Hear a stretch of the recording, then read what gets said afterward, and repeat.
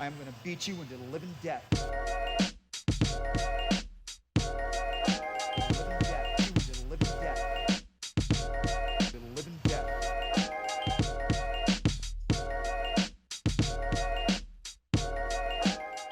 What's up, everybody? Welcome to the Walkout Network. It's your man, Ant Walker, here with the latest edition of the Living Death Show. Very happy this week because we have a special guest. You might have heard us together this weekend on the alternate commentary track from his YouTube channel. You can find his work on MMA Junkie and the Protect Your Neck podcast, where he is a fight analyst and, in fact, one of the finest out there breaking down the technique. My man, Dan, welcome to the show. Happy to have you, man. Happy to be on with all you guys. Appreciate the invite. Appreciate chopping it up with you guys. Looking forward to it. Yes, sir. It's going to be fun breaking down UFC 283 with the person that I broke down UFC 283 with in the moment. So this is one that's going to be a lot of fun for me. And of course, every week we've got two gentlemen that you see pictured below that don't need an introduction, but we love them so much we do it every week anyway. First up is the jack of all trades who has mastered them all, the senior editor of Sherdog.com, and the big homie Ben Duffy. Ben, how you doing today? I'm doing great. It's good to be back with you guys. It's good to see you once again, Dan. Yeah, ready to rock. Absolutely. And of course, the panel is anchored every week with the man with the stats, the facts, the figures, and the numbers. He is the associate editor of Sherdog.com. Also, my good friend, Jay Petrie. Jay, what's going on, bro? I feel like this weekend was kind of a big cathartic moment for a lot of us. Like it was a fight card that wasn't just a pay-per-view offering. It was emotional. It was exhausting. I mean, it was an 8-hour tour. It was one of those events where I'm not going to think of it as event of the year, but I'm going to think about it. You know, it's one of those fight cards, and they'll stick like Ant has the personal connection with UFC 232. Not the best event in the world, but you're going to think about it for a long time because of the trials and tribulations you went through. Stat of the week is a fun one, and it's a stat of the week that this is an open-ended stat of the week that I would like you guys to see if you can answer it. The stat of the week is 3, because at the end of UFC 283, the third major organization tetralogy and or quadrilogy was concluded, with Deiveson Figueiredo and Brandon Moreno fighting 4 times. What are the other 2 major organization tetralogy matches that you can think of? Open-ended. Spit them. Whoever gets them. I'm putting you all on the spot. I know. And Definitely the thing is, I'll blip through like us sitting here and scratching our heads. You can even plug the Jeopardy music or something. Was Arlovsky Sylvia considered one because the fourth one took place outside of the organization? Yeah, I said major organization, so it could one is a major. Oh, okay, that's cool. okay. Gotcha. Yep. Cool. It doesn't necessarily have to have taken place in the same one. Rampage Vanderlei. Boom! Ding, ding, ding, ding. There we go. That's it. I mean, there have been others. There have been plenty of others. Travis Fulton fought one guy 8 times. But this is and gave him a ride to and from the shows. And he beat him all, and he finished him all 8 times. And they went to Waffle House together afterwards. And yes, and then he was on the altar with him. I think that's an actual real story. Anyway, there you go. 3 stat of the week.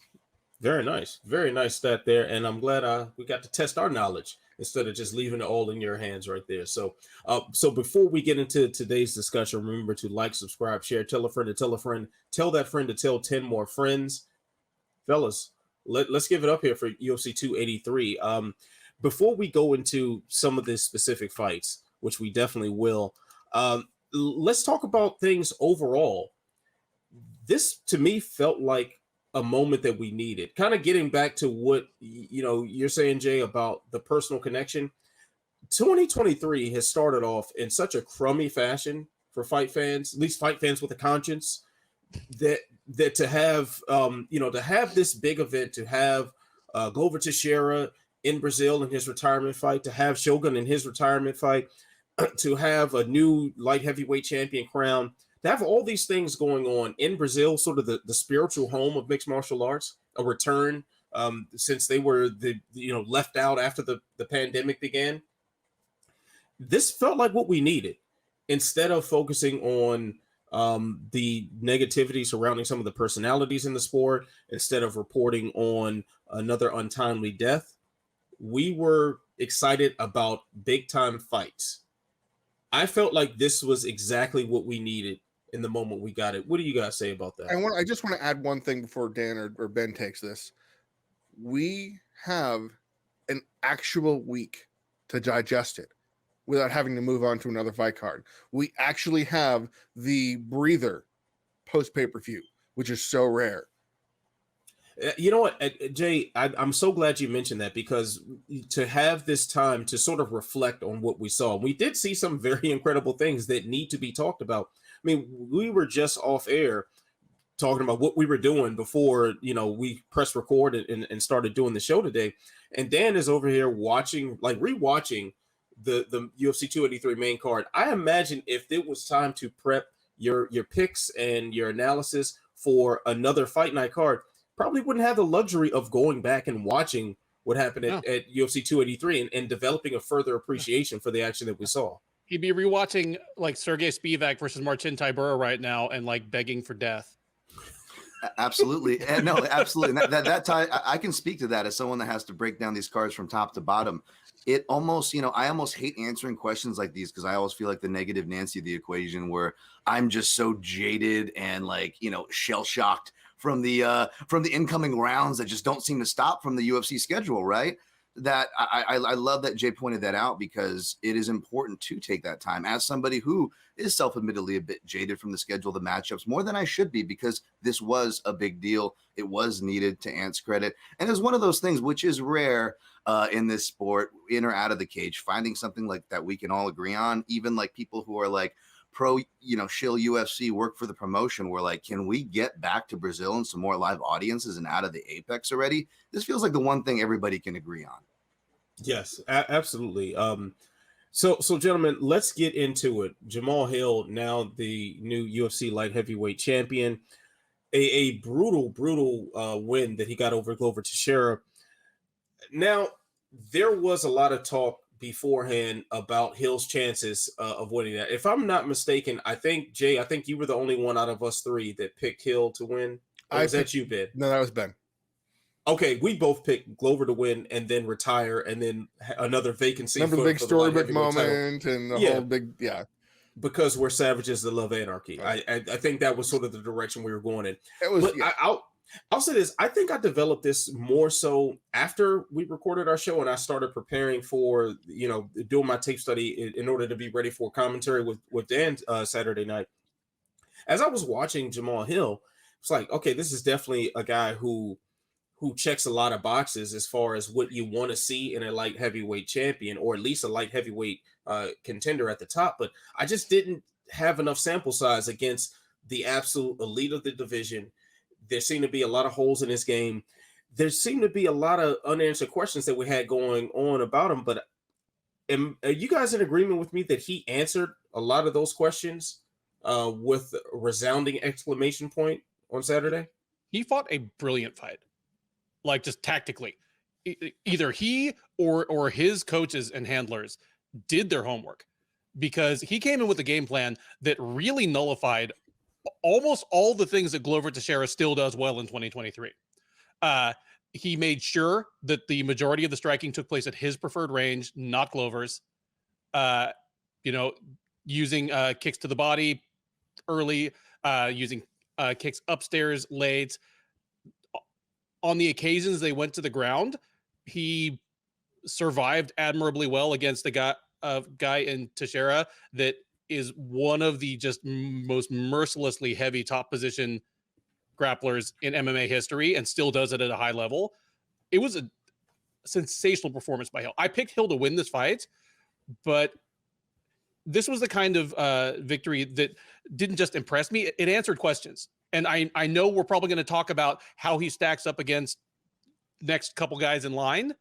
I feel better about his chances against a lot of those guys than I did 48 hours ago, even if I still think it's rough sledding for him to still have this belt at the end of the year. Great performance. And if it were a quick knockout, like we kind of thought could happen, like if he had just blown through him, or, drilled him, and then in the second round, Glover was tired and he finished, kind of pounded them out, that wouldn't have answered the questions that what he did. And I think that was the most important thing for Jamahal Hill of all the things to do it. Because, I mean, leading up to it, one of the biggest cries, and it was a legitimate cry, was he is 0-1 against the current top 10. Now, granted, the guys he beat may have been in the top 10 at the time. Like, I forget where Thiago Santos was when he clubbed him. I think he was in there and knocked him out of the top 10. But there was the opposite of having cleaned out the division. It's a fresh face in the division, which is really, kind of nice. I noticed a few things when Jamahal Hill was striking. Like, there were very clear game plans in certain rounds, which I love to see, because it wasn't simply, here's my approach, here's my general tactics and how I'll do it. No, in the first round, he made sure to invest in the body. In the second round, so it was a clear directive, a pattern, a path, which I didn't see happening for a guy who took this fight on a month and a half's notice. Like, he had a game plan of somebody that had been preparing to fight this guy for 6 months. Like, remember, Jamahal Hill was supposed to fight Anthony Smith in March. Probably wasn't even in training camp. He was probably in Cabo somewhere, or whatever the Diaz brothers do. And he wasn't, and he had a masterful game plan, to the point that some of the things he was doing, there are, God, I don't want to call it weaknesses. A big goofball in an armchair talking about a professional fighter and former UFC champion's weaknesses, but there are a few things that Glover Teixeira can be exploited on. And Hill knew every single one to check off. Like, he knew Glover Teixeira he's very fast to block kicks, but he will hold his block a little too close to his head, and that will, like, for a head kick, which will make him kind of feel it. So even though Glover Teixeira blocked 3 consecutive head kicks, they were getting through it, just the sheer impact. And the other thing, like, if you played one of those punch-out video games on NES or Super Nintendo or something, usually when you're fighting somebody, there's one particular strike you can land that does just a little tiny bit more damage. Like in the Super Nintendo one, Piston Honda or Piston Hurricane, you hit him with a left to the body, it does just a little bit more damage. And Jamahal Hill was hitting him with that uppercut that hit just a little harder, doing a little more damage, snapped his head back. It was chef's kiss. It was the best possible way. We talk about, like, fighters have to be perfect to do this or that. That was pretty close. Like, he still took some damage, but he did all of the things. And I think that's what was so impressive to me. Yeah, you guys nailed everything really perfectly as far as, like, the body work and stuff. I guess I'll just point to my surprise being the beginning. Now, again, we'll make Ben look extra good here, because the whole panel here, I believe, picked Glover, myself included. Me, not so much for chaos. Maybe I fell a bit victim to, having that, natural fandom and personal bias going for the older guy. That tends to happen. But I was, even in my breakdown, if you go back and watch, I was a bit surprised at both the betting line. And again, not talking down on anybody that picked against him. I too am in that crowd. But I felt like even supporters that were picking Jamahal Hill weren't giving him enough credit as far as his grappling, his team. And when I went back to watch fights, even where he was taken down, his head is still in the right place. He was showing the proper getups, and I listened to his corner, what they were giving him for directives, and it was spot on advice. So the building blocks were there. Jamahal Hill always kind of went to the body, which was one of my favorite attributes about him. So these things were there, but you guys said it. He put it in the perfect places to where you could tell this was good preparation. And for his first step up, all the outside of the apex in Brazil for the first time 5 rounds, only a month and a half prep, like Jay noted. It's just really incredible. And even though my prediction was wrong, I guess the one inkling I had right was when I questioned the betting line. I was surprised it wasn't even more in the favor of Hill. And whatever questions or doubts, I agree with you guys. He answered it with that performance. I think this is something that I said to you as the fight was going on. The thing that impressed me the most, aside from the body work and the use of that head kick to sort of direct traffic almost, was how he almost weaponized one of, I think, his biggest flaws as a striker. Like, you look at his past fights and he sticks his chin pretty far out. And I'm absolutely certain that Teixeira and his team saw that and saw that as something that they could exploit, especially considering Teixeira's reliance on heavy strikes, like his boxing combinations, or it's custom made for someone sticking their chin out like that. But the way he was able to turn that flaw into a strength, and he was able to turn those into pull counters that kept finding the mark. I mean, you've got that reach advantage over someone. That pull counter is such a wonderful thing to put in your arsenal. I mean, this to me looked like an honest assessment of where Jamahal Hill is skill-wise right now, where Glover Teixeira is skill-wise right now, and how those habits that may be difficult to break, how you can exploit those and turn them into something. Like this was a masterclass in a fighter's team using things that would otherwise be considered weaknesses and turning them into strengths. I was thoroughly impressed with everything. And that sort of leads me to my next question here, because I think if we had that way that we all thought that Jamahal Hill could win, that first round knockout, just, that ugly scene of Glover just completely lights out and Jamahal Hill landing, one of those crazy looping shots that he landed like on Johnny Walker or something like that. He would still be thought of as a vulnerable champ because, as you said, Jay, those questions wouldn't have been answered. But now, after seeing this complete game plan, after seeing him going into enemy territory and excel the way he did, how vulnerable is Jamahal Hill as a champion? Honest and truly, it depends on whether he wants to wait. It's January 23rd as of the taping of the show. I mean, he just defended in January. Does Jamahal Hill want to wait until August in theory? And I say this because Ihor Potieria, in addition to his interesting videos that he put out, talking about how much he was looking forward to the fight, said today, I think it was MMA Hour, but I'm not sure, that he might be ready by July or August. But that's such a might. I might be ready, and then it means that you're going to really hold out for other people. The UFC clearly wants to move this division.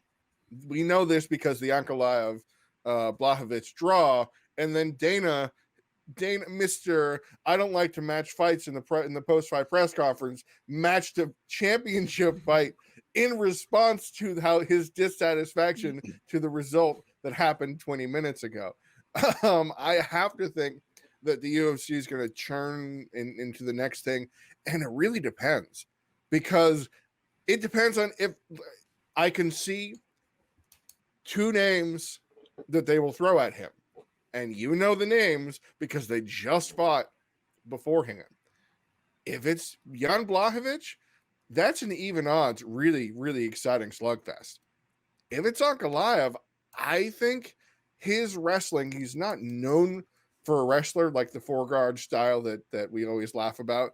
He's not quite the doggedly pursuing the double. He can change takedowns to that, but he's a better wrestler, pure wrestler than Glover is.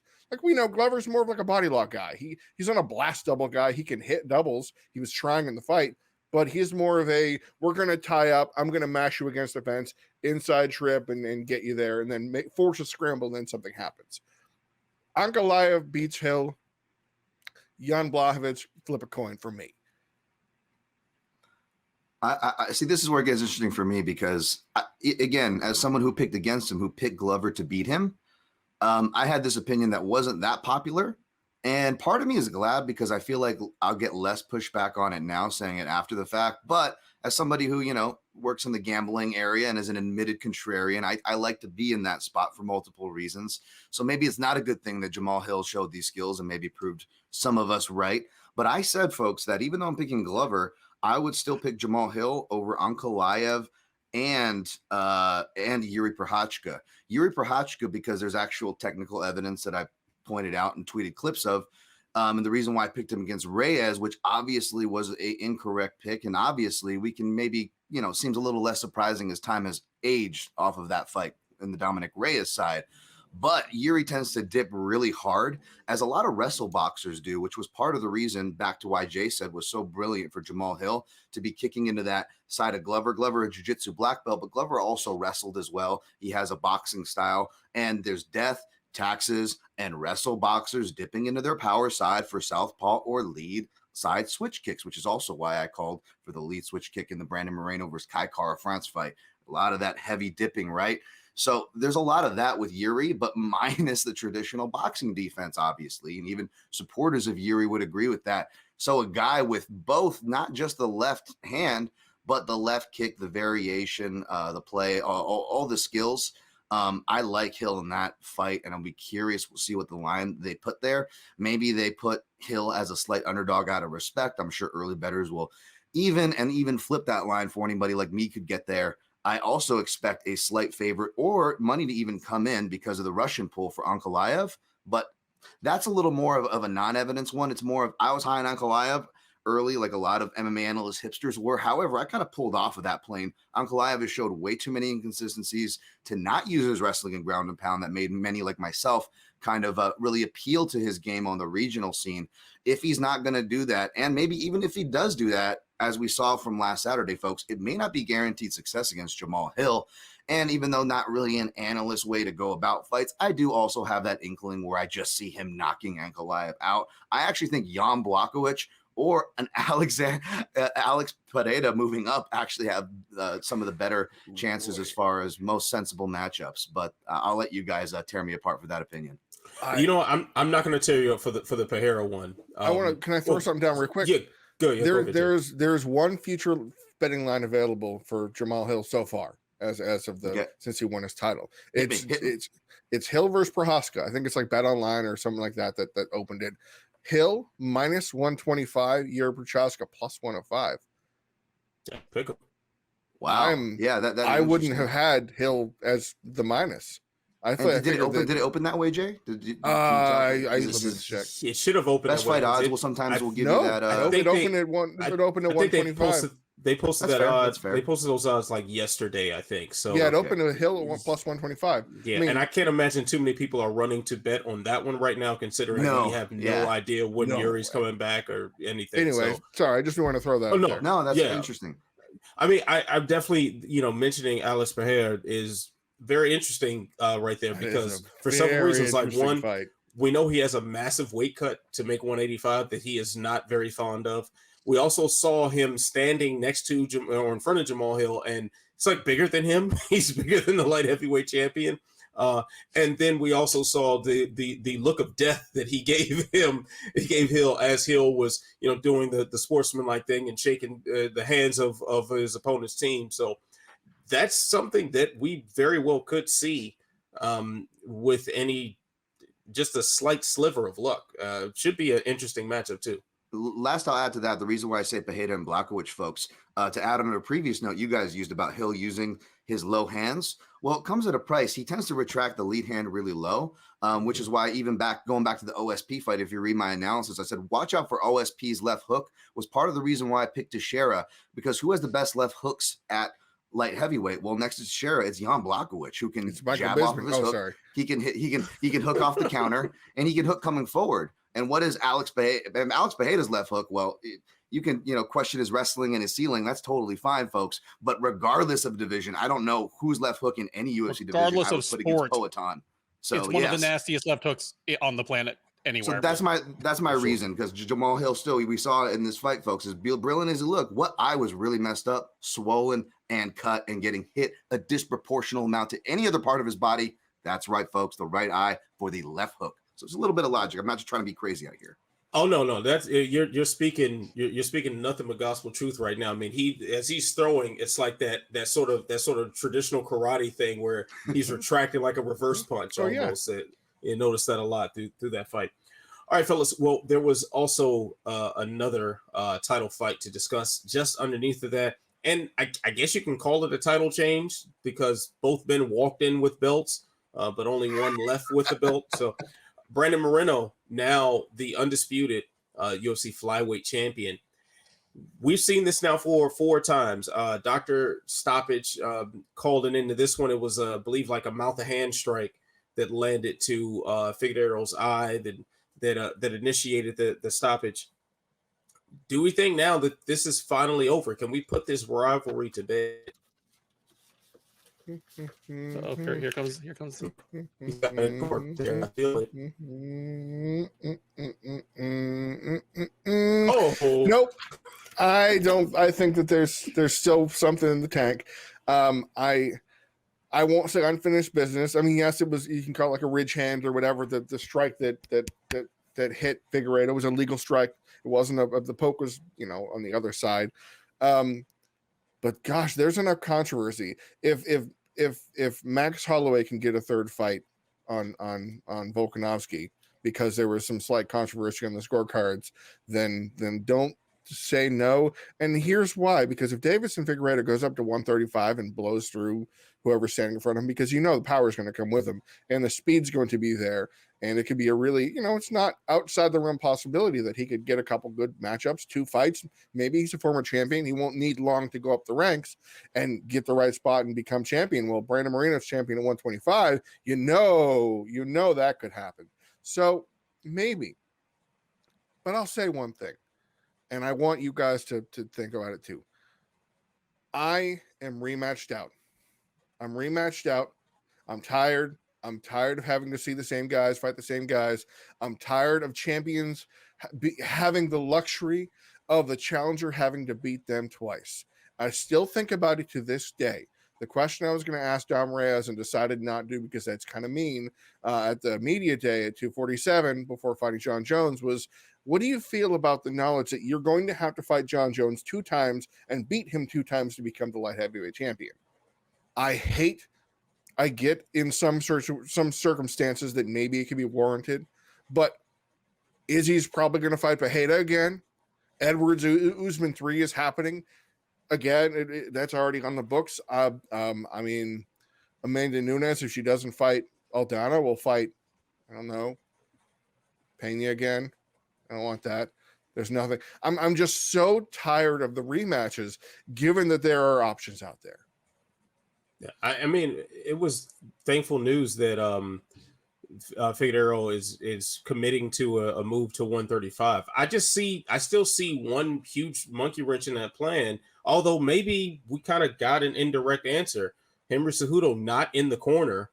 Dan, you brought this to my attention that there was apparently some sort of like discipline issue or something within the camps and some sort of disagreement there. We know Henry Cejudo is trying to make his comeback to the bantamweight division with a title shot against Aljamain Sterling sort of being floated out there as something that's being negotiated right now. So maybe that question mark of, wow, does Deiveson go up against his new coach and what rift that's going to provide and keep him at flyweight? That may not be an issue anymore. What do you guys think? Yeah, that's interesting because I've heard from people within that camp that there was issues, but for what it's worth, it's not speaking out of school. It's not inside information because apparently Santino DeFranco has his own podcast and apparently he's expressed some of this himself. Whereas you've heard even up until this week, Figueiredo speak affectionately about Cejudo despite him not being there. So my guess is it was a discipline issue regarding with the coaches. And so it seems he's still cool with Cejudo. Would that change with any potential move up? That's where the interesting things start to happen, even things where you think maybe that couldn't happen, like what Jay said, which, by the way, Jay, I sentiment you as somebody who has to write these rematches the last year and a half. There's been too many of them. Like, at the risk of getting fired from Junkie, if they book this fight again, if I was a nonfiction writer, I would just start publishing my own stories that have nothing to do with it. Or what I'll probably do at the risk of being fired, I'm going to film myself flipping a coin, and that's going to be the entire breakdown. I've got nothing else to say. So I hope they move. I hope they move away from it. And yes, that is, I can confirm. He doesn't seem to be working with the Fight Ready camp, but as of now, still, is cool with Cejudo for whatever that means. So Ben, I'm going to toss one in your direction here. Figueiredo going to bantamweight, per his own words. Who is his first opponent there? Well, it's kind of tricky because basically when a top 2 former champ like level guy moves to another division, I'm of the opinion that he should get a top 10, if not top 5 matchup just to kind of smooth out the wrinkles, make sure that he looks good at the weight, and then if he wins it, maybe right into the title picture. The problem with bantamweight is that basically the entire top 15 is booked right now, except for like Sean O'Malley and Dominic Cruz. Assuming Cruz Cody. is available and still wants to fight, Yeah. and Umar Nurmagomedov. Like, they're not going to give him O'Malley, but luckily, I mean, I don't want to say luckily about what's probably a busted orbital and a bad laceration, but he's going to have a little shelf time before he's even ready to get back into camp. So they could give him like the winner of like Font versus Yanez or something. That's exactly the one I was going to say. Like, winner of Font versus Yanez, you're throwing him right in against an either like tall and big, or at least, medium size bantamweight who's a very good boxer and, like has pretty stout takedown defense. Like, let's see right away if Deiveson Figueiredo is going to be a factor at 135, or he like takes a step back and he's just another dude there. I like, I got to say, just because I've been saying it since like late 2018, I'm not going to get off the horse now. And I've been calling for, again, someone who could get burnt out. Everyone asks me, what match are you looking forward to in 2023? I'm like, I don't know, whatever. But you know what? What would be in the top of that list is Peter Yan versus Deiveson Figueiredo. I've been calling for that since late 2018. What do you mean, Dan? Back when people were either, hyping Figueiredo up for the flyweight title, that he wasn't there. Yes, I was hyping that up because as stylistically, I do not see, even at their sketchier later stages that they are showing, I do not see how that's not a fun fight. I think Peter Yan, obviously he's booked against Marab, but like you guys said, he's going to need some shelf time. And regardless if he wins or loses that fight, I don't think Peter Yan is in direct, title shot. He could always be, I guess, but, I don't want to get into any political talk as far as UFC not really seeming too excited to book some of these Russians too often for their titles. But why not give him Deiveson Figueiredo, Peter Yan? It fits that prestige that he asked for. By the way, Yan has fought stylistically fantastic matchups, but Peter Yan kind of fills that former title holder. He's not a big bantamweight. Like, Figueiredo is going to look like the bigger bantamweight when he goes against Peter Yan, which is great. That's the matchup I'm going to cling on to for now. I like that. Yeah, one I was thinking of. I know he's just got booked. I forget against who, but Cody Garbrandt, because it fits the name value. Arce? Julio Arce. I think it's fighting. I think so. Yeah, I mean, because that's one where Deiveson would likely not look like that much of the smaller man. Garbrandt isn't exactly completely ripped at 135, and he was prepared to go down to 125 and challenge. And I think that was an official book fight. In fact, that paved the way for Moreno to do this whole dance in the beginning. So why not come full circle and bring that fight back together? Stylistically, it could work for both men and could determine a lot about what their future careers could be. So that's my vote. Yeah, Garbrandt Arce's in March. I mean, if he's going to move up, if he's going to move up, we're not seeing Figueiredo fight until July. If he's moving up the right way, like that's the thing. I mean, it's still he's got the broken nose and whatever deal was. So he's going to sit down for just a little bit there. Man. Dan, I want to toss this your way just because you are, the aficionado on technique, and you've broken down so many of these fighters in the bantamweight division. Like, do you like his chances to challenge for a title at bantamweight? I don't think I'm as down as a lot of people are, which I think, there's a lot of recency bias on all levels and all facets of MMA. None of us are beyond that, right? So I get that. But I'm not as down on his chances that I'm seeing a lot of people are. I think he's been a natural bantamweight for years now. I kind of, not that I saw anything special. I think a lot of us can see this coming when it comes to the lower weight divisions and you start to get past that 31 marker. That's when I usually start looking at whoever's making big weight cuts past 31. No, bad news, especially at flyweight when you're getting that low. So this has been something that he's been due for a while. So regardless of what we think his chances are, the man is a natural bantamweight if he wants to keep fighting. I think he can hang out in that top 10. I think there's great matchups for him. If I was a betting man to bet that he gets the title or not, I would bet no and be pretty comfortable with that. Does that mean he can't get himself to a title shot? We'll see. I think that'll tell us as far as UFC's favor with him and in his management and how well they can work that there. But if I was a betting man, gun in my head, I would say he does not get to hold the gold at bantamweight. I agree with Dan, and it's no patch on Figueiredo. Just that division is so hot right now that I'm going to take the field over name me any fighter right now. Like Nurmagomedov, you know, like I think he's about as sure a thing as you've got in terms of the up and comers in that division. And I'd even take the field over him. Just it's too much can happen. The top 10 is too good. I mean, you have to run a gauntlet stylistically to get up there. It's not like, I mean, there are certain divisions, you know, featherweight, not a whole lot of pure wrestlers in the top 10. Welterweight, that's all there is up there. Bantamweight, like seriously, it's becoming the hardest division to come from outside the rankings to hit the rankings and then fight your way to a title shot. For the longest time, it was welterweight to me, you know, where you could win like 7 fights in a row and just barely break into the top 10, like, you know, people like Ponzinibbio. But now it's bantamweight. So yeah, I'm with Dan. I'm taking the field over anybody, but Figueiredo, I'm really excited to have him there.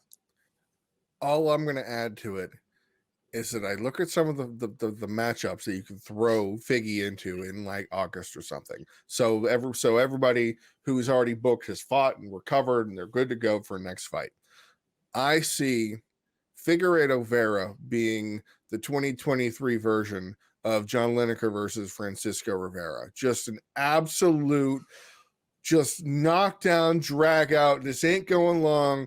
Point at the floor, he points at the floor, they throw bombs, and something stupid happens. And I haven't wanted many things more. Like, cause like what'll happen is Vera will land like one leg kick and counter it over the top and be like, oh, we're doing this now. And that kind of thing proceeds. So I'm here for the violence potential at 135.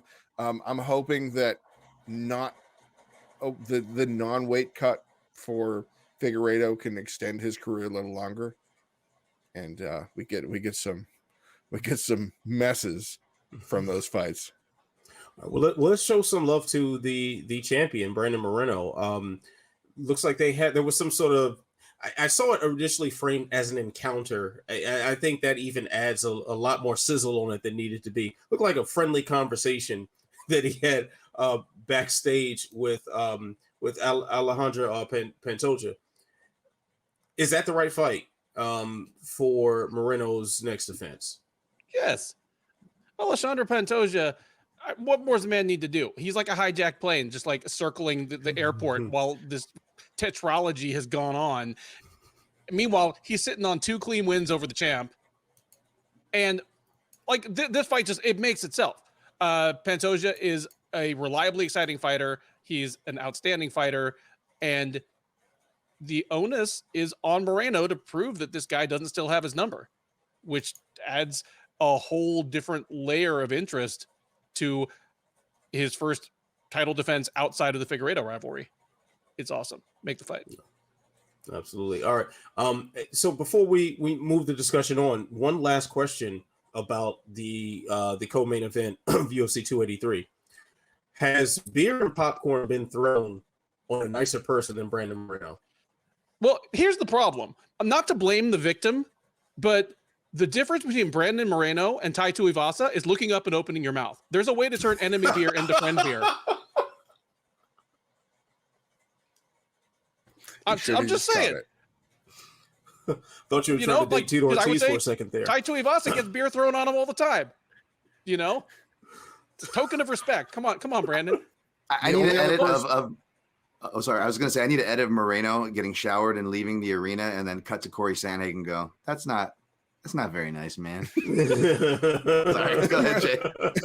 Moreno was laughing on the way out, though. He was loving it. He was having a blast. The only other one I can think of is the eye poke in Mexico City between Jeremy Stevens and Yair Rodriguez. Not because of Jeremy Stevens, who the heck is that guy? Yeah, I'm talking about Yair Rodriguez, allegedly a really, really great, sweet guy in his home country because of an accident, and they flew crap out. They were throwing. I just rewatched that fight a couple weeks ago for an MMA on Point script. That was stuff very clearly being thrown at Jeremy Stevens, who is documented as one of the unnice guys in mixed martial arts. So I think there are a lot of people out there who probably would want to throw beer and popcorn at Jeremy Stevens just because he is who he is. Because he's fighting tonight.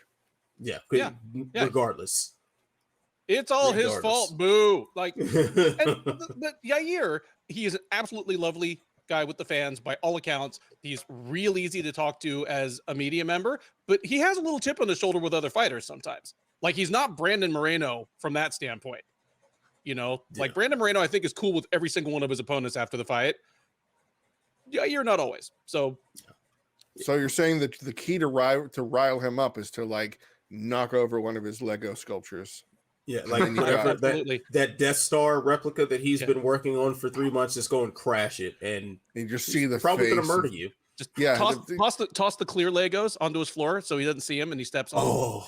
Clear Legos are a bitch, man. Or you mix up like connects in with the Legos. Oh boy, that might be the worst offense of all.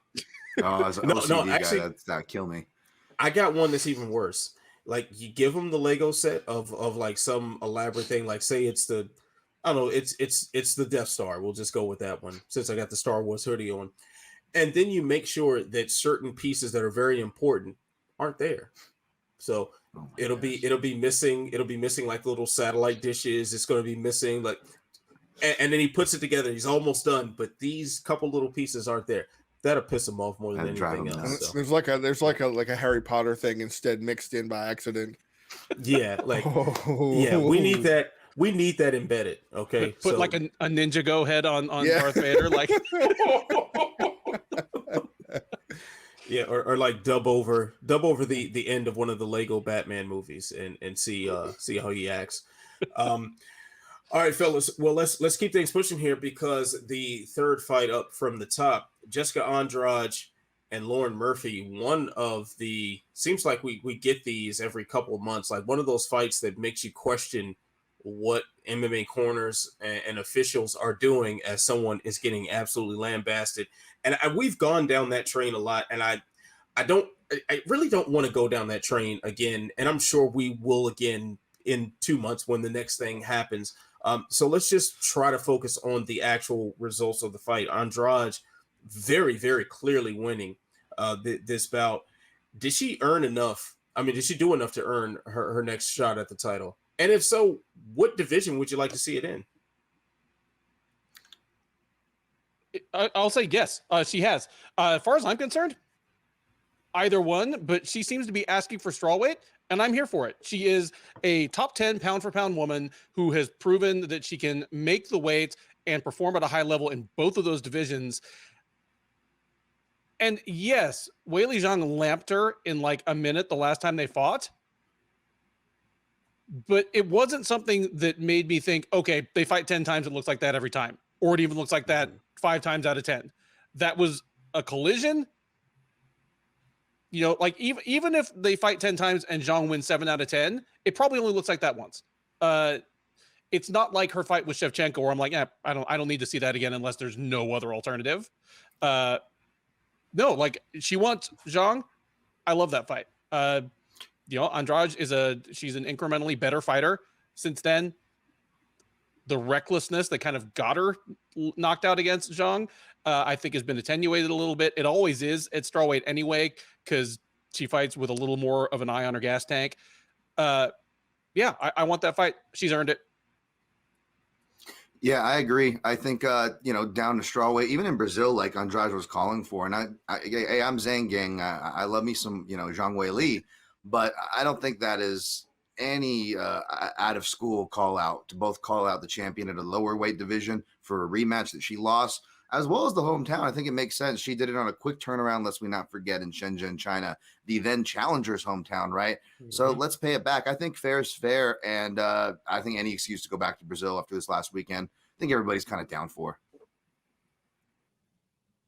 Except for Brandon. Jay? I'm nodding in agreement, and I'm going to say no, because Amanda Nunes is the next test for Jessica Andrade. I'm going to beat this drum that nobody wants to hear. I don't care. I've seen it at 115 against the best for Andrade. She's pretty good. I've seen it against the best at 125. She's pretty good, but she can't get past Shevchenko. The only one she hasn't fought is Nunes. She hasn't earned a bantamweight title shot. But look at the challengers they're trying to pitch. None of them have earned the shot either. They've all lost against each other within a year. Amanda Nunes is the fresh face. It's sellable. It's violent. It's a car crash of mayhem. The size discrepancy will be pretty significant, but that has never bothered Jessica Andrade. She started her UFC career at bantamweight and had a pretty decent record and struggled against women that wrestled her, I believe. And I think that, yes, Amanda Nunes can do that. And Ben Duffy is dying inside as I keep pitching this, but I like it more than immediate rematch city. That's all. It's a fresh thing, because we've seen that Andrade is effectively the number 1, number 2, number 3 at strawweight and at flyweight right now. Like in April, she did that thing to Amanda Lemos, a top contender. You know that thing, the submission of the year, where she went, I'm just going to grab you and strangle you right there, because that's what I feel like doing. And she did against the top contender. And then she just, she made us say, throw the damn towel for Lauren Murphy. And I just think that means that by the law of women's divisions in the UFC, she's earned a bantamweight title shot. I'm ready to hit the pushback. You said the magic word of the day, so you say Amanda Nunes, we get the goat. Oh yeah. The only way I support this is if we wait for Carl Hosa to beat Norma Dumont and then make Amanda Nunes run the PRVT gauntlet sometime later in the year and make her fight Andrade and Carl Hosa on the same night. I would support that. Otherwise, get that shit out of here. Get that weak shit out of here. I would say this. I would be down for it, and I would probably be betting Andrade at this point in Nunes' career. Though I don't know. Would you guys?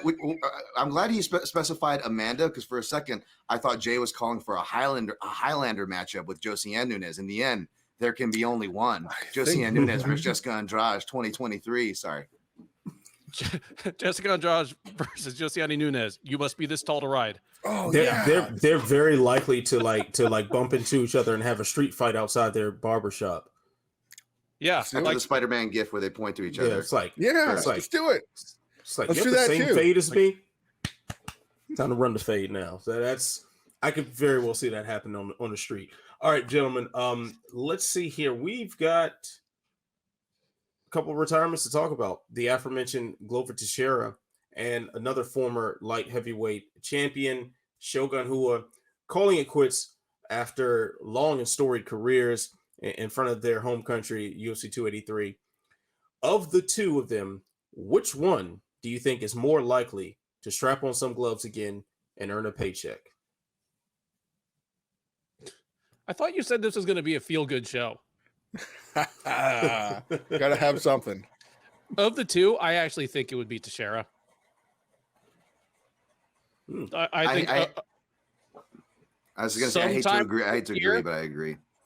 Yeah, I really do think Shogun is done.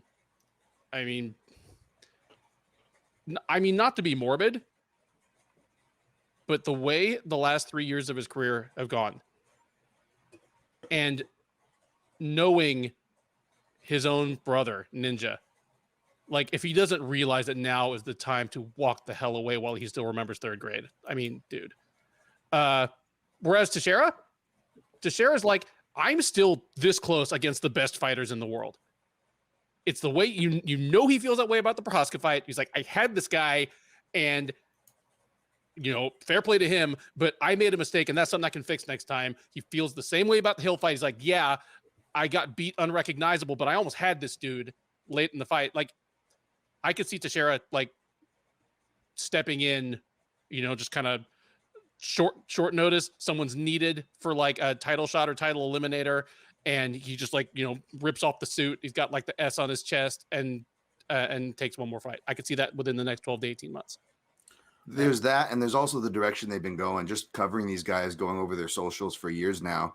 Glover has clearly got into coaching and successfully, gyms, new talent, UFC level talent, staying in MMA, staying in the fight game. Whereas Shogun, a lot of business stuff, a lot of partnerships, a lot of promo pictures, not a lot of even training for his own fights, which in his socials and perhaps in his physique, right? So yeah, I think, you know, he definitely was determined in a way that he definitely could have stopped this ride way earlier. Shogun even more so than Glover, you could argue. But as far as this question goes, yeah, I'd bet Glover before Shogun.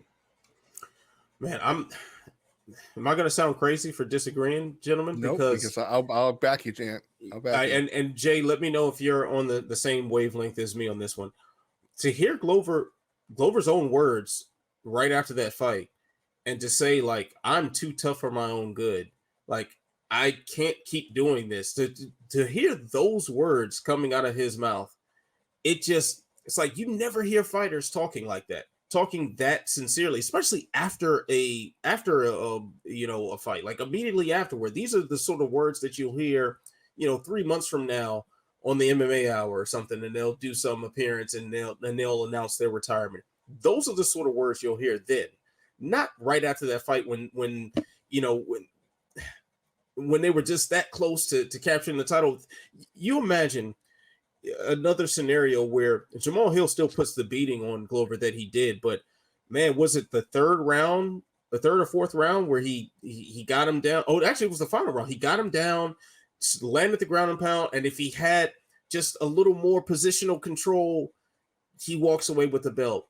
If he doesn't pull guard for that guillotine against Ihor Potieria, he probably wins that when it defends his title successfully. Like, so you have someone who was that close in those moments, and right after those moments, they say, "Yeah, I'm way too tough for my own good, and this has to stop for my own health and safety." That sounds like a guy who understands what's going on in front of him. As my son bursts through the door, yelling and making noise. Hello, he just up from his nap. All right, Jay, is that what you were thinking too? To a degree. But the main reason why I think it will be Shogun over Glover Teixeira is because Shogun intentionally fought out of his UFC contract with this last fight. This was the final fight on this contract. It was a fight he didn't have to take. He didn't need it. There was not an opponent to boost him to the level. It wasn't a rankings fight. It wasn't a thing. I mean, I swear I did a dive in the current and recent light heavyweight landscape of the UFC and suitable, pickups that wouldn't have made sense. There are fewer names. Okay. I'm going to say this with all respect, and you're going to take it with all disrespect, and that's okay. Worse light heavyweights on the roster or available that he could have fought. Shogun. He could have fought than Ihor Potieria, a 0-1 UFC fighter who had 4 wins on the regional scene over fighters with winning records in 17 fights. Like this was the bottomest of the barrel, other than like Anton Turkali. And that was so intentional that the UFC matched it that way to make it that. I'm a little surprised that he didn't give him Felipe Lins, countryman, aging, not doing hot either, but the UFC really made this fight the winnablest, which I don't think it's a word, the winnablest fight for Rua. But the reason why is because he's done with the UFC contract. You can't tell me that a New Year's Eve fight, a rematch 18 years in the making from the Pride 2005 tournament, where in total elimination 2005, Shogun Rua met Quentin Jackson and he punted his face off. You can't imagine that current heavyweight Rampage Jackson would like to get that one back in Pride with soccer kicks allowed. I'm just saying it seems more likely than Glover coming back. Yeah, I the way you frame that, Jay, makes me even more solid in my pick for that. But I hope that both of these gentlemen just leave it alone. That is the correct answer. I feel like doing like the Michael Scott yell at Jay, like, why are you the way you are?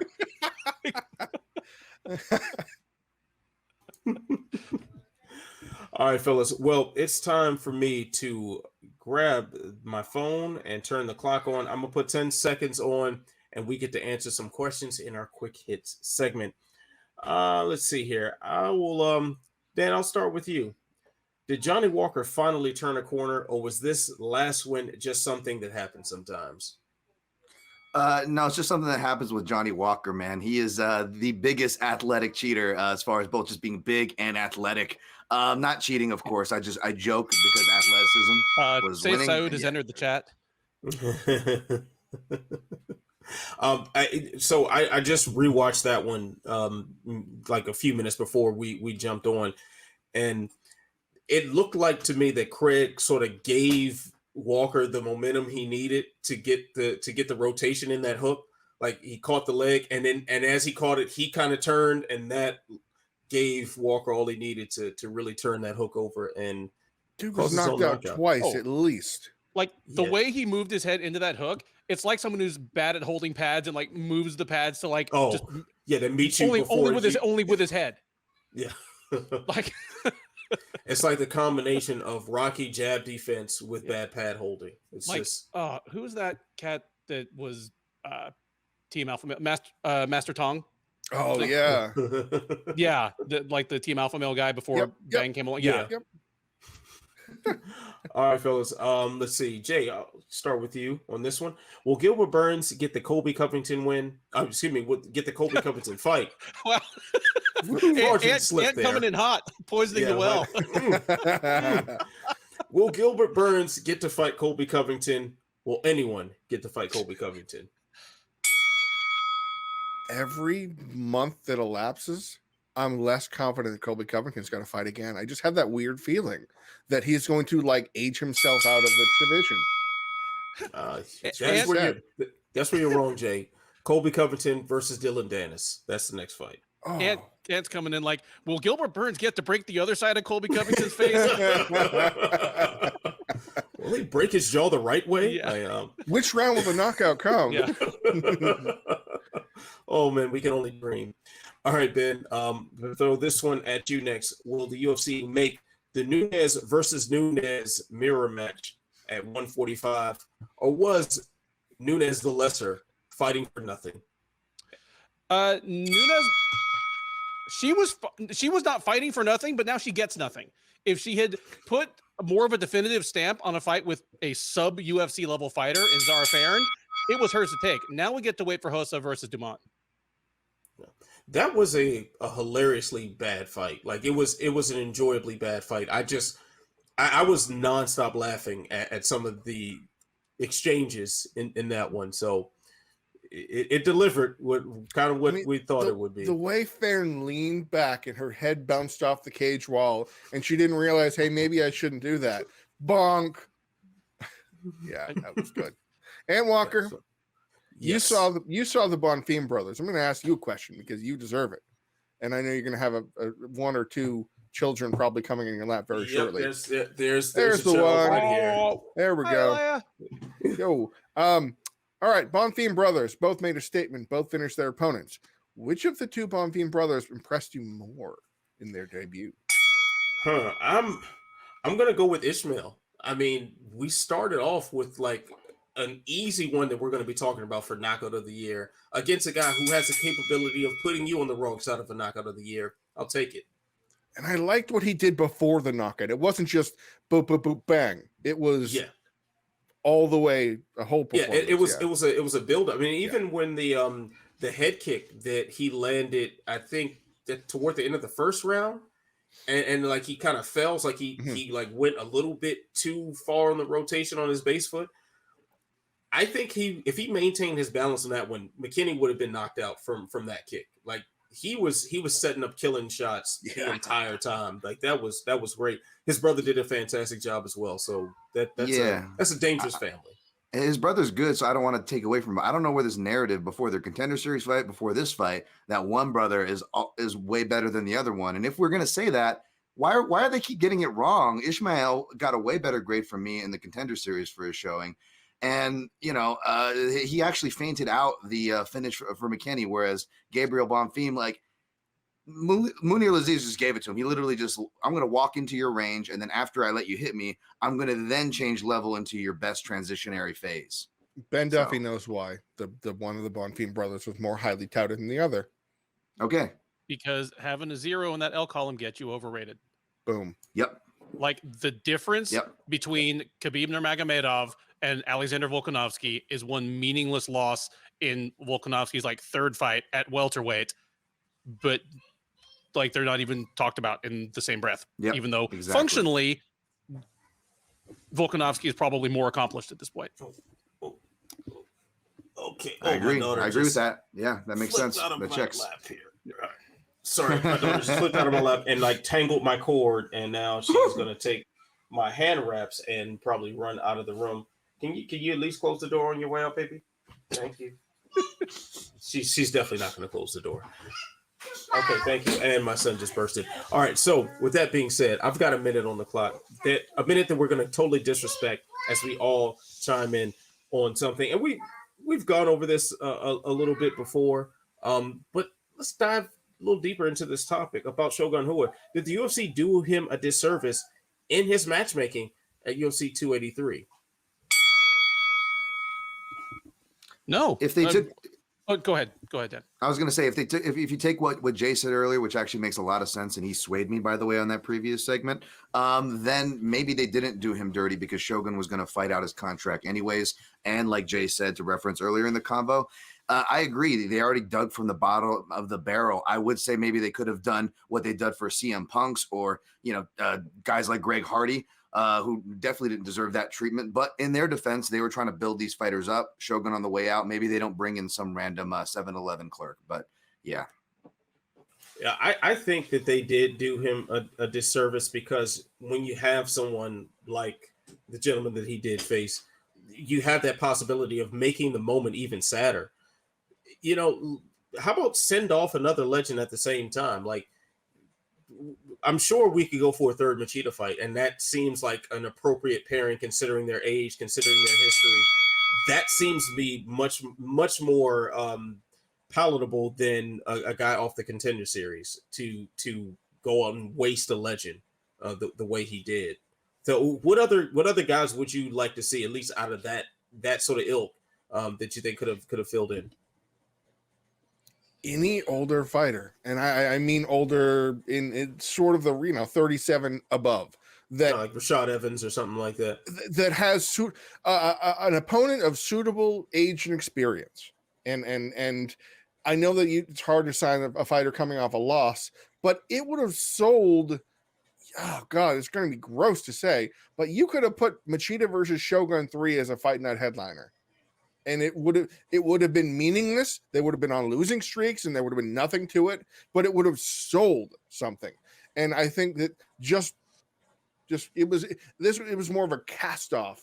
It was more of a here's a guy on the roster. It wasn't we're building somebody up. It was just a dismissive gesture. It was the not talk to the hand, but it was just a shoo kind of thing, which is so weird because of how the reverence and deference they showed him in the pre and post clips about we love you, Shogun, and then they hand him a guy that smokes him, and they go, all right, it's over with.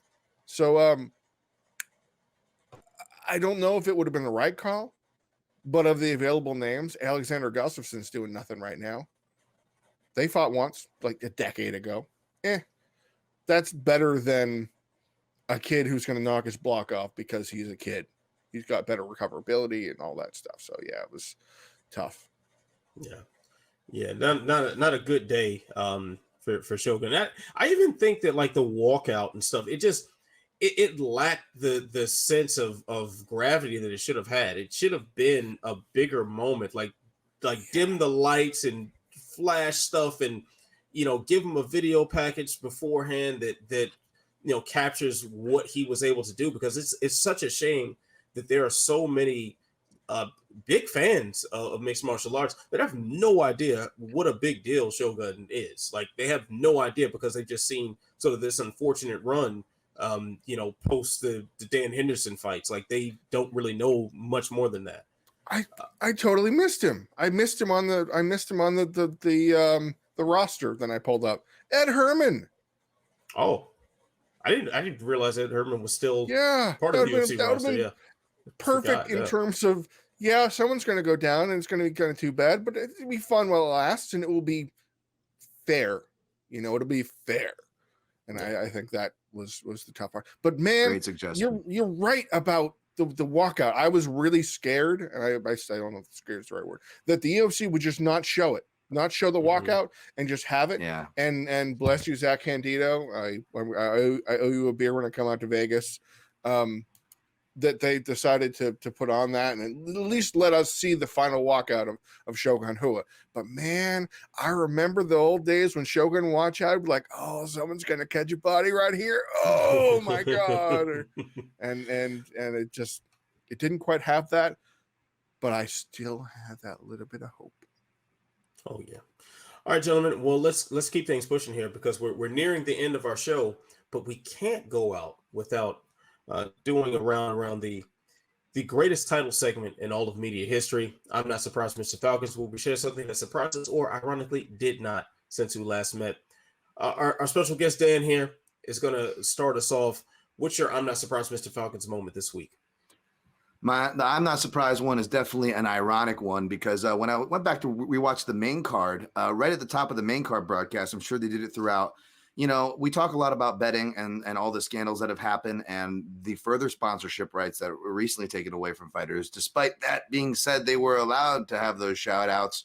Well, that doesn't stop the UFC and broadcast, even, people I respect, shouting out some of the most irresponsible bets that are granted fueled from their sponsor, DraftKings. But they don't even just offer you the lines, folks, and which not all other sports do. And if they do, they don't even go as far to tell you that 2 + 2 = 4, which is still fine. That is still comparable math. But no, they are advertising literally degenerate boosted lines saying we will give you double to triple the value if you parlay Neil Magny, Glover Teixeira, Paul Craig, all underdogs before the matchups, all losers after the matchups. And it's just some of the most irresponsible gaming and betting from someone who works at a degenerate who works in that industry is saying that it is irresponsible. So I am not surprised to see them still going full force on that, despite the betting scandals and despite the restrictions on their talent.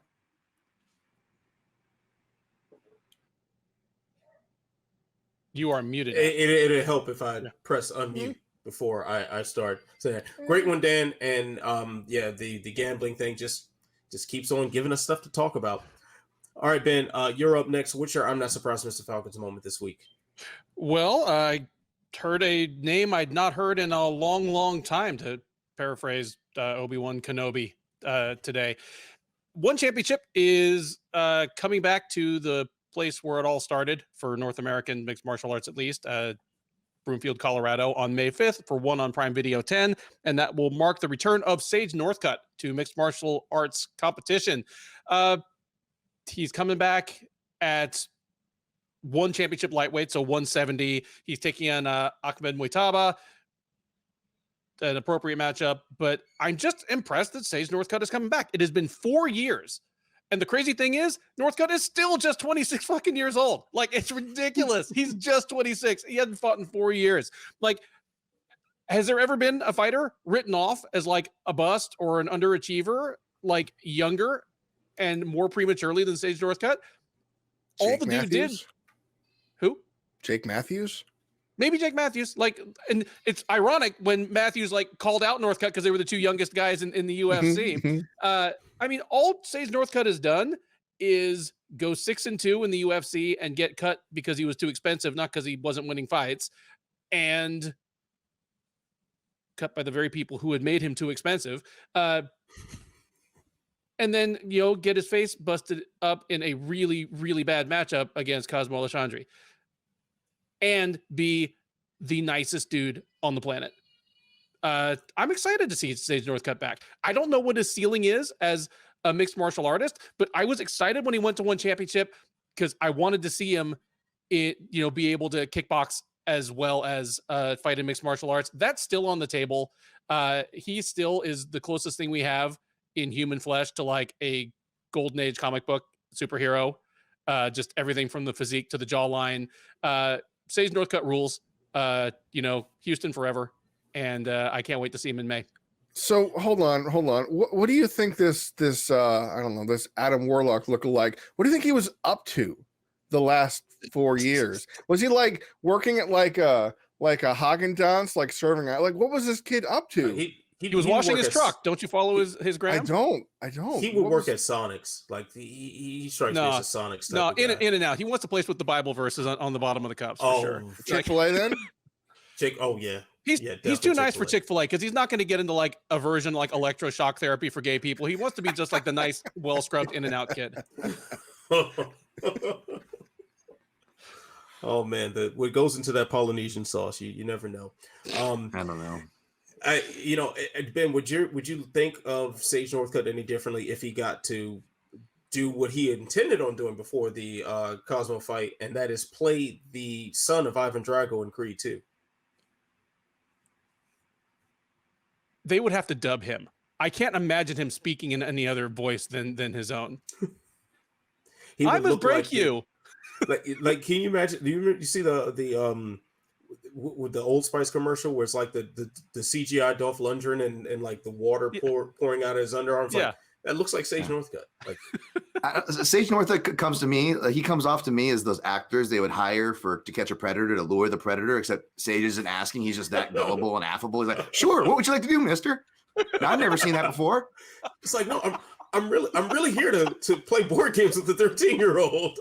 Yeah, like. Man, I forget which fighter it was, but a few years ago, he had a picture up on his Instagram of just him washing his truck with his like shirt off, just like in little like cutoff shorts or something. And a female fighter was like commented on, was like, "Ooh, I want to be next." And his reply was, "Oh, you have a truck?"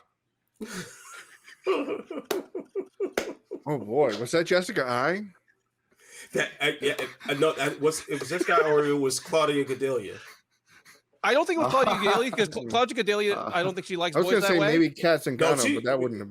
When she was wasn't she after Ortega? I thought so. Yeah. Oh, maybe I'm wrong. Tracy Cortez. That could have been Tracy and surprised because they broke up, right? They broke up, yeah. But all you dudes in her DMs, you don't have a chance. Okay, just knock it off. Knock it off. All right, Jay, what's your I'm not surprised Mr. Falcons moment this week? I am juggling. I am still kicking this around, and I'm going to go with dudes in the women's DMs again. I'm going to follow that train. I'm going to follow that train right until it crashes, because there was some, I guess, controversy, I guess is the word, in the aftermath of the Jessica Andrade Lauren Murphy fight, in that Lauren Murphy took issue with people saying that people should have thrown the damn towel, claiming that she's glad the corner didn't stop the fight. I thought the ref was going to do it. I'm glad he didn't do it. I'm glad I got to keep fighting. I'm going to be fine. I'm not broken. And then doubled and tripled and quadrupled and quintupled down on it since then, yelling at people saying, you don't know you don't know where I've been. And you don't know, you're not a fighter. You don't understand how this works and all of these things, where the people are going, you took a literal historic amount of punishment in that fight. It was not an unreasonable observation for people to say, hey, maybe let's pack this one up. Maybe call this one on the counter rain. We'll come back. There's nothing for you. There's nothing more for you here. And for her to fire back and be like, well, you should have said that the Glover fight should have been stopped. Hold on, let me check my notes. We did. This was a situation where, put the phone down for a second. The people that would be saying that the fight should have been stopped and the corner should have intervened aren't speaking against you to say you were a bad fighter, a bad person, a bad whatever, or that, some of them may have said that there was nothing you could have done to come back. And there's no point to keep going when all you're going to do is take more punishment. There are some people that believe that, and possibly for good reason, given your skill set, given what you had done up until that point, and you're not going to suddenly bust out a spinning wheel kick. So for Murphy to be hostile towards people that weren't even disparaging her by saying that they should have called the fight and the corner should have stopped it. What are you doing, coaches, referees? Somebody should have done something. Glover Teixeira at the end of the night said, "I'm too tough for her on my own good." Lauren Murphy was too tough for her own good in that fight too. And it's too bad that it isn't an accepted belief that I'm done here. There's nothing more I have to offer here. And my coach knows me better than anybody knows me. And he or she knows I'm done here. Let's stop. Should be more accepted. And it shouldn't be a point of disrespect to think that, no, that should have been stopped. And so that's my I'm not surprised Mr. Falcon segment. Wholeheartedly agree with everything you said there, Jay. My I'm not surprised, Mr. Falcons comes courtesy of someone who keeps on contributing to this segment week in, week out. That's Floyd Money Mayweather. Jake Shields? Oh. Not this week. I'm sure he'll do something next week. But I'm blocked on Twitter, so I have no idea what stupid things he's saying right now. But we've got the constant grift of Money Mayweather back at it again. He is now set his sights on you fans who have already accepting grifts because Aaron Chalmers, his opponent, a former reality star, if I'm not mistaken, 3-time Bellator vet, who is now going to be boxing him in an exhibition at the O2 Arena in late next month, actually. So this is pretty quick for a Mayweather fight announcement. Hey, y'all keep giving him the money, he's going to keep doing it. So if I'm Money Mayweather, I'm going to keep on this train. It's going to keep leaving the station because the money keeps piling up. And here it is. Short notice? Hell, because to him, doing the travel and the publicity obligations is more of a chore than the fight itself. That's perfect for him. He's going to use those dudes as a fucking ATM, basically. He's going to walk up, stick his card in, and pull out a couple $1 million. It's ridiculous. Yeah, and the more interesting thing about this is that originally this was reported to be a fight against Liam Harrison, noted one championship Muay Thai fighter. That was scrapped. I guess Harrison has an injury that will make him unable to fight. But also, Chatri was in the comments of Mayweather's Instagram when he showed a picture of the poster, saying that that Liam Harrison is his exclusive one championship fighter, and that he never signed off on this. So, injury or legal injury, I have no idea. No idea. But it is what it is. Man, it would just be great though if it was Liam Harrison and he just broke all the rules and just threw one leg kick just to see what happened. It'd be wonderful. But yeah, Money Mayweather's taking your cash again. Aaron Chalmers, man, that guy washed out of Bellator. Is he the Jersey Shore of Ireland guy? Yes, yeah, that's exactly who it is. Yeah, so I hate that I know that. Who? There's so many Mayweather important things that I don't know, and that just instantly boom. We're in the Floyd wrong fighting the situation, I guess. We're in the wrong bubble, but who the hell would want to watch that fight? I have no idea. I have no idea, but someone is paying to see it. I can't answer that. Whatever. Just throw my hands up. Combat sports fans are suckers. That's all I know. So Floyd will walk out to zombie, and everybody will love him. Yeah. So I guess the more relevant question here would be, what meal is he going to disrespectfully eat before the fight? So he went to Burger King before the before the McGregor fight, right? And he was hanging out someplace before he beat the crap out of he had KFC at the Asakura fight. Remember, he had the big buckets all over all over the tables. Nando's? Too healthy, right? People love Nando's over in the UK, man. That will fight you to the death over Nando's. But that's almost too healthy, right? Yeah, you're right. Get the grilled chicken and stuff. Yeah. He's got to get the most deep fried fish and chips. I'm guessing. Where the paper's just all greasy on. It's like the Philly cheesesteak equivalent of fish and chips. Or he finds the one Long John Silver that's in operation in Britain, just the middle finger of I'm an American company making fish and chips in Britain. It's no, he's gonna go to McDonald's and get a fish fillet. Oh, that's also good. I would do some hunting for those hush puppies. I'll leave it at that, but Okay. All right, fellas. Well, that's going to do it for this edition of the Living Death Show. Big thanks to my man Dan for jumping on. You can catch his work on MMA and excuse me, on MMA Junkie and the Protect Your Neck podcast. Also, you'll find us doing some alternate commentary for some upcoming pay-per-views. So stay tuned for that. Jay and Ben, of course, you can see their work on Sherdog.com. There is PFL Challenger Series this week. No, so we're not I don't know if talking you about guys, that. okay, you guys aren't doing anything for that. If they are, it's going to be on Sherdog. If not, then, wait till Sergey Spivak and Derek Lewis fight in the middle of the night for that one. So I'm Man Walker. You can catch me on MMA On Point. For Dan, for Ben, for Jay. Like, subscribe, share, tell a friend to tell a friend, tell a friend to tell 10 more friends. Stay beautiful, stay positive, and stay sexy. I'll see you when I see you. Peace.